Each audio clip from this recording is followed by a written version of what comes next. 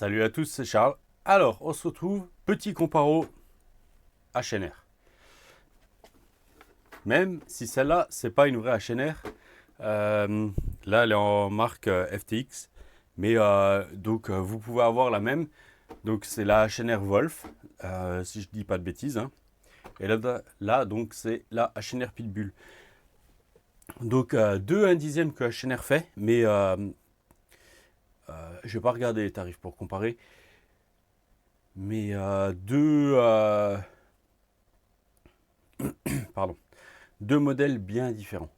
Mais il y avait une vidéo, on a fait une vidéo, on a roulé ensemble avec Chris, hein.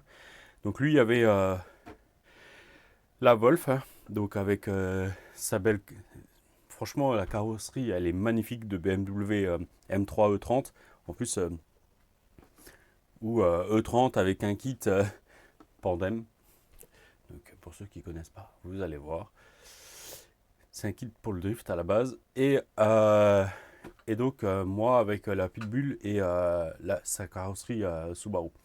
Donc, celle-là est aussi typée, on va pas dire piste, parce que je pense qu'elle n'a pas une vocation vraiment de pistarde, mais une vocation de loisir, donc parking et tout ça. Elle a une vocation de rallye à la base. Moi, je l'ai détournée et je l'utilise donc sur parking, et on pourra l'utiliser sur piste aussi. Franchement, le comportement est sympa, même si je pense que je peux encore durcir le diff devant, c'est bien ce que je disais. Et merci à Wardog pour le retour, puisque il a confirmé ce que je pensais. Donc lui a mis de la 1 million dans un dixième devant.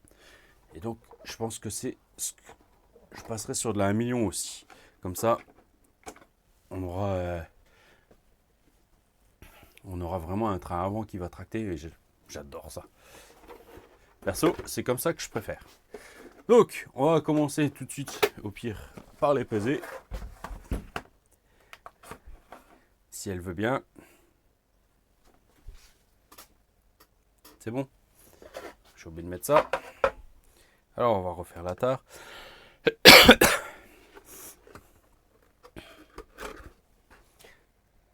Là, ce que j'ai... Non, la lipo est pas dedans.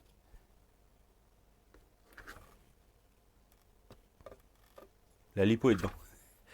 Donc là, je suis à 1,824 kg, tout équipé. Là, du coup, on n'est pas sur les mêmes types de lipo. On va se retrouver. Alors, comment ça va revenir au même? Soit vous la roulez en 2S pour être équivalent en performance. Donc là, on a 1,965 kg avec des i.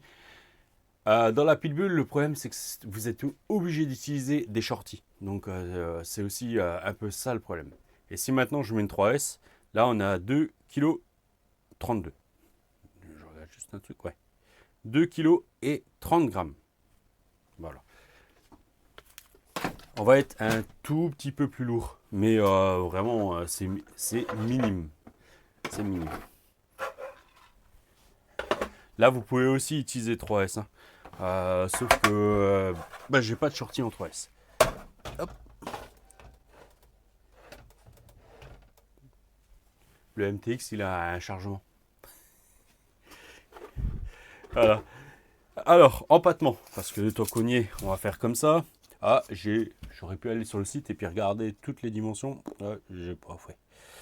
On est à 267. Et là, de ce côté-là, on est un tout petit peu plus court.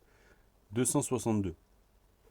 Donc, empattement, vraiment kiff kiff. Les largeurs de voie, je vais les mesurer aussi. Donc là, la carrosserie, c'est 4 plots. Là, c'est un peu plus travaillé, on va dire. Alors, vous avez une partie qui rentre là. Et après, vous avez les plots derrière. Franchement, c'est dommage. Ils auraient presque dû essayer de faire un verrouillage derrière ou quoi. Là, un système là, quand vous rabattez, ça aurait été cool. La carrosserie est superbe. Et voilà. Vous avez même un système complet de LED. Donc, il y a vraiment tout un système, hein. Donc, bon, là, bien sûr, c'est badgé FTX. Mais je pense qu'il y a moyen de leur prendre leur système de LED si vous avez besoin et de l'utiliser. Et franchement, il est complet de chez complet. Bah, vous l'avez vu, hein, dans le Grand Apache, il y a aussi un système de LED. Voilà. Même si ça sert à rien dans le Grand Apache. Du coup, la carrosserie là a l'air un peu plus lourde. On va les peser.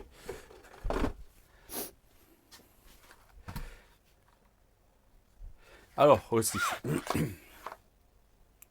Ah, c'est l'adaptateur.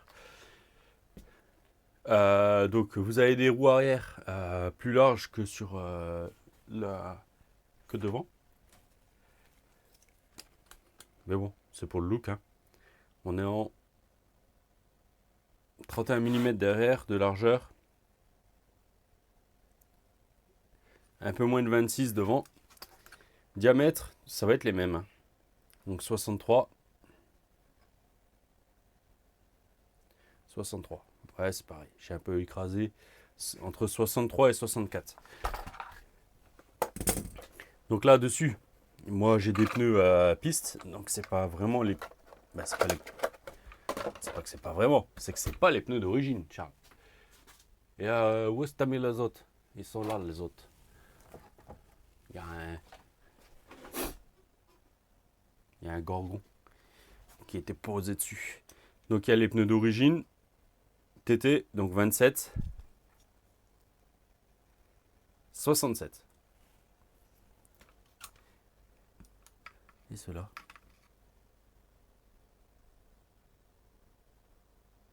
Ouais, il devait faire 64, mais ils sont un peu abîmés.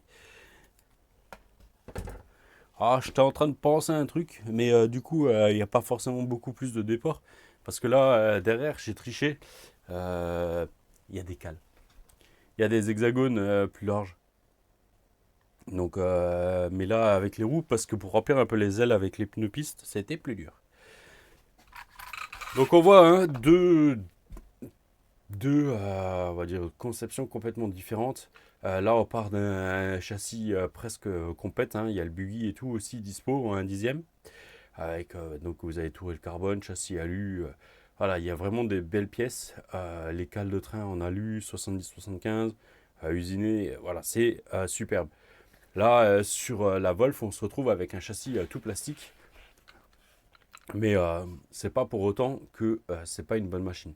Franchement, l'un comme l'autre, on a les biellettes réglables pour la suspension.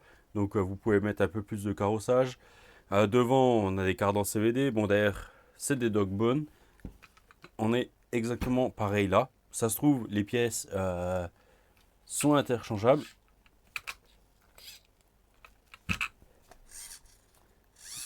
Donc voilà. Là, on a un ESC, bon, il est planqué dessous, avec le petit 3652 3300 kV. Donc, on doit avoir un ESC 60 ampères. Là, l'ESC, et franchement, je crois que c'est le même. Il est badgé exactement pareil. ESC waterproof, ESC. Il y a le même sticker dessus, en tout cas. Sauf que là, bon, on a un moteur avec... franchement, le look est similaire. J'arrive pas à voir le popotin de l'autre, mais... donc là, moi j'ai un 4000 kV. Sur celle-là, là il est en 3300. Franchement, combo vraiment génial. Vraiment génial. Là, donc, l'avantage, franchement, l'avantage qu'il y a dans la Wolf, voilà, c'est une grosse lipo. Là, c'est la barrette qui va pas pour fermer, hein. Mais vous pouvez mettre vraiment une grosse lipo. Truc, je t'en mets où toi? Bah, t'es là. Là, par exemple, hop, là, je mets une Ovonix 5000 et c'est parti. Et en plus, voilà, Chris m'a pas mis la barrette, mais vous mettez la barrette et c'est parti, hein. Donc, aucun problème. Franchement, ce châssis-là, pour un modèle RTR loisir, il est super cool, super beau, c'est super sympa. Donc, voilà.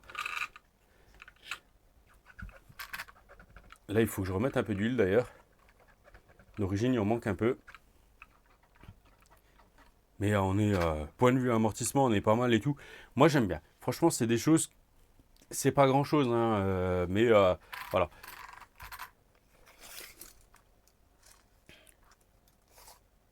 Alors, largeur de voie, on va le faire avec les roues. Reste bien droite. Là, je suis à 199. Là, 198. Derrière, tu nous fais... Ouais, ben pareil, la même largeur. 198, 199, 198. Ok. Sachant que moi, derrière, j'ai des hexas plus 8, je crois. Donc, je regarde juste un truc. Ouais, je regarde l'heure. Ouais, je vais me moucher, les gars.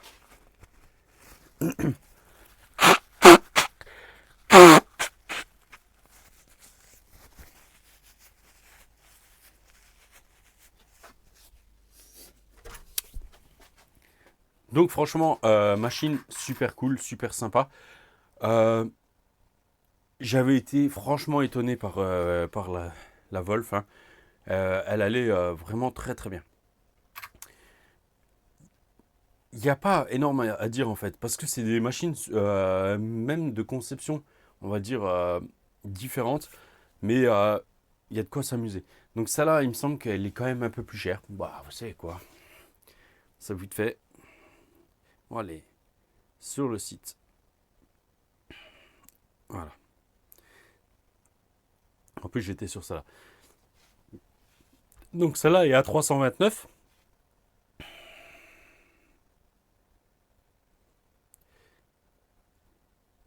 Hop, hop, alors. Où te caches-tu, petite Wolf? Ok. Je la trouve plus. Mince.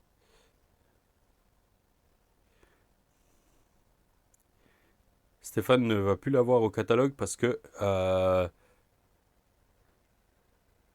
ouais. Il l'a enlevé. Je le comprends. Maintenant, il stocke celle-là. Pourquoi avoir plusieurs modèles? Surtout qu'il n'a pas une grosse boutique. Donc, franchement, des fois, quand je vois comme ça, celle-là est superbe. Donc, comme dit, ce qui est gênant, c'est la place pour les lipos.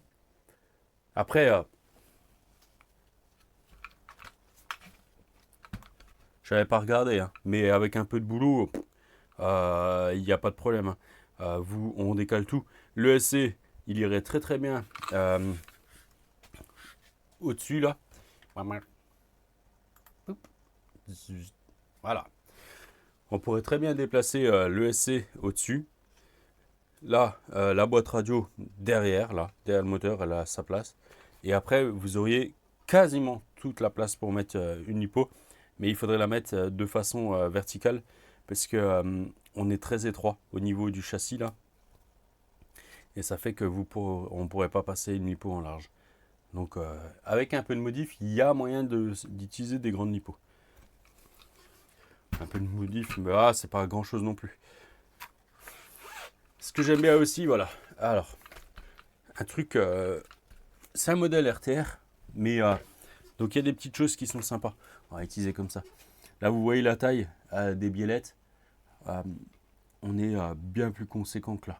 Donc, je dirais que sur des chocs, on va être un peu plus costaud là que là. Après, comme dit, là, on a plus un aspect d'e-compétition que là. Donc, mais par contre, on est vraiment dans des poids similaires. Donc, quel est le grand avantage? Là, on a plein de petites pièces, plus petites pièces, mais finalement, à terme, on arrive au même poids que là avec des grosses pièces. Donc, après, on tourne à moins de 2 kg. Moi, je trouve ça quand même sympa. Sympa, sympa.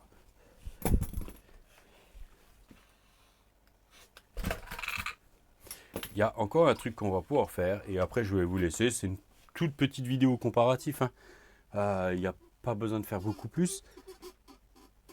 Il faut juste que... Je la cherche, elle est juste là devant. Alors, est-ce que tu as digéré le poids des carreaux? Normalement, oui.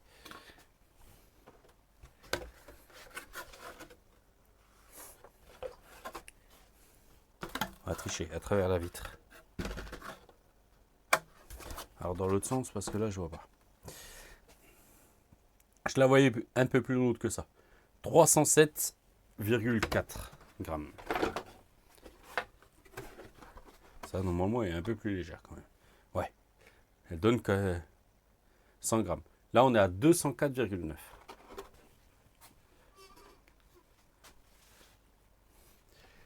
Je vais faire un truc. Donc, on a 100 grammes de carreaux en moins.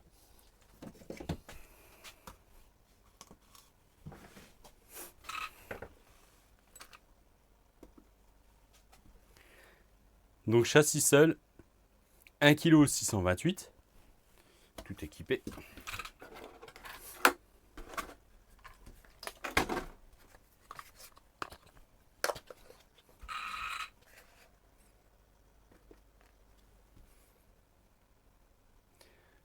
Un kilo 435,7. 436 quoi. Oui, ben. Il y a 200 grammes là. Il y a 200 grammes. Ouais. Ah, comme quoi. J'ai oublié de remettre la caméra complète, moi. Allez, hop là. Ah, comme quoi, le châssis là est plus léger que l'autre. Mais après, c'est. On a des pièces dites nobles. Voilà. On pourrait presque lui mettre une belle carreau comme ça. Hein. Voilà, il y a les plots et tout, mais ça gêne pour descendre. Mais ce serait pas mal cette histoire-là. Ce serait pas mal. Bon, toi, t'es pas assez large.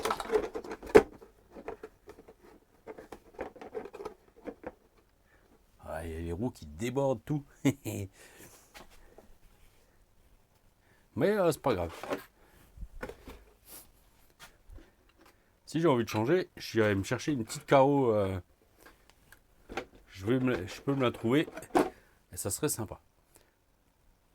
Ça serait super sympa. Pardon. Hop là.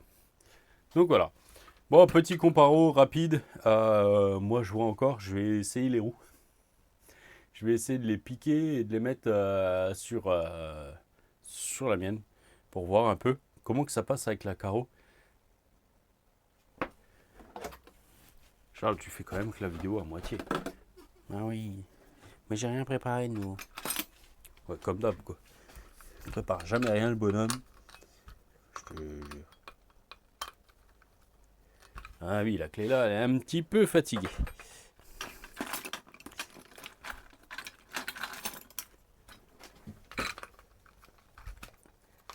J'ai la clé pistolet Arma.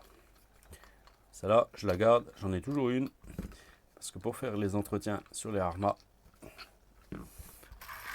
elle est bien.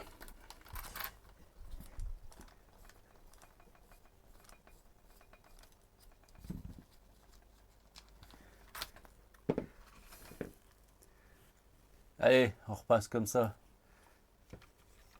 Hop. On voit un peu les trains.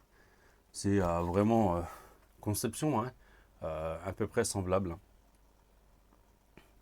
C'est un petit peu semblable. Charles, tu peux encore coucher les amortos sur l'autre. Ouais, ben sur la Wolf aussi. On a 3 trous par tourelle en haut, donc on peut vraiment coucher les amortisseurs. On peut même encore les descendre en bas. Il y a encore un trou dans le triangle, donc on peut vraiment les coucher. Derrière, on est déjà au plus éloigné, en bas. Et en haut, on pourrait encore les coucher.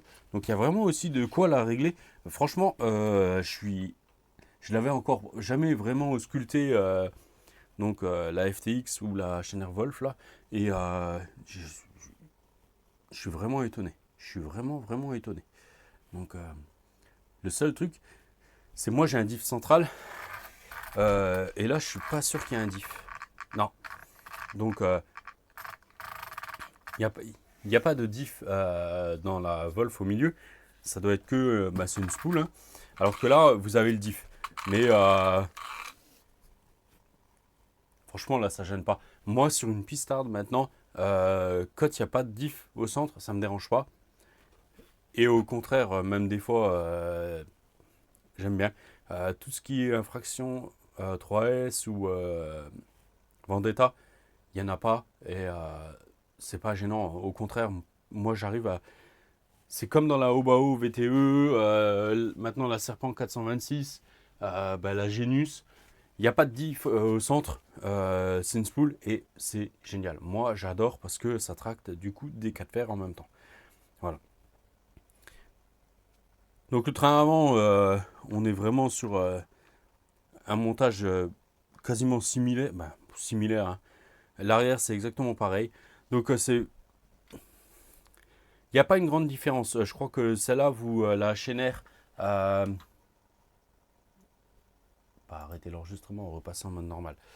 La Wolf, de mémoire, donc quand vous la prenez en brushless, vous allez la trouver à 300. On trouve la même du coup en brushed. Je l'ai trouvé en cherchant FTX, une de mémoire. Et je l'ai trouvé à 199, à 200 euros. Donc ça peut être sympa. Si vous avez un petit combo brushless 2-3S à la maison pour un dixième comme ça, je pense que c'est une bonne machine à prendre en brochet. En mettant un combo bien sympa. Je pense qu'ils ne se sont pas amusés à la dégrader. Hein, c'est pas trop leur truc chez FTX. J'ai pas vu de dégradation sur les châssis entre brochet et brushless. Donc franchement ça peut être sympa. Le seul truc, moi voilà, les roues d'origine c'est pas les meilleures, mais sur parking elles ont fait le taf. Hein. Elles ont vraiment fait le boulot. Donc elles vont pas avoir une endurance de malade. Mais l'avantage, c'est qu'elles ont vraiment fait le boulot. Donc, moi, j'ai rien à leur dire. Après, il y a celle-là, elle est livrée avec des roues drift. Franchement, en 4 roues motrices avec spool, je suis pas sûr que ça soit vraiment efficace. Mais bon.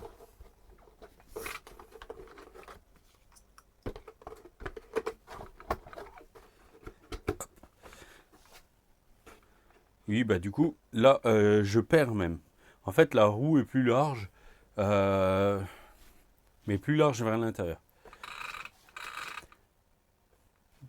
Bah, finalement, j'aime bien mes petites roues pistes là avec l'hexagone. Plus 8. Donc voilà. Bon, moi, je vais vous laisser là-dessus. Celle-là, en ce moment, je la balade dans mon coffre. Comme ça, quand j'ai un peu de temps, ben, je vais la rouler. Et puis, vous avez vu, la dernière vidéo que j'ai fait, j'ai éclaté les roues. Mais ouais, j'aime bien. Finalement, j'aime bien. Ça va bien, c'est une petite voiture, c'est facile à transporter. Et pour se faire plaisir en sortant du boulot, se défouler, et ben c'est top. Allez, moi je vous laisse là-dessus et je vous dis à bientôt. Ciao, ciao.